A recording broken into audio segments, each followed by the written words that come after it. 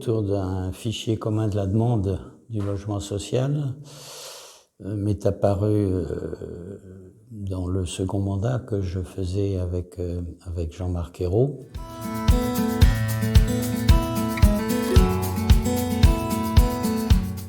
J'avais du coup de très bons rapports avec le directeur de Nantes Habitat, qui n'était pas encore Nantes Métropole Habitat, et qui s'appelait Jean-Pierre Canet.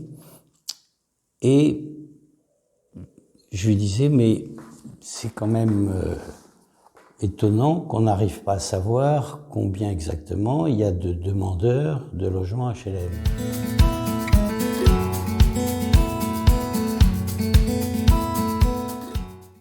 Et j'avais dit, à ce moment-là, on va aller un peu plus loin, c'est-à-dire qu'on va demander aux participants à ce fichier commun de la demande qu'il y ait une analyse de l'occupation sociale de leur patrimoine.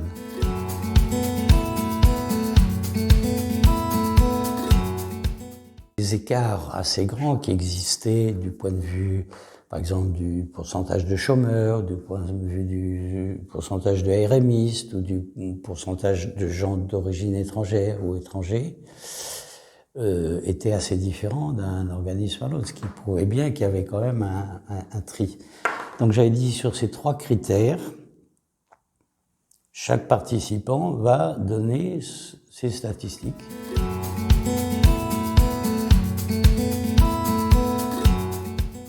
On fera ce fichier commun de la demande et tous les, je ne sais plus si on avait dit tous les 6 mois, je pense, chacun fournira ses données.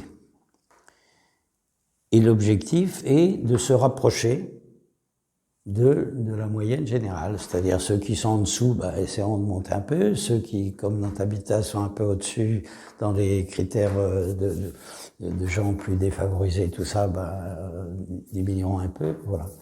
Donc c'est au fond comme ça qu'on a raisonné. Alors bon, c'est vrai que ma déformation professionnelle, c'est que comme j'étais statisticien et habitué à travailler sur des indicateurs précis, j'avais souhaité qu'il y ait ces indicateurs. Et au fond, les différents organismes ont joué à peu près le jeu.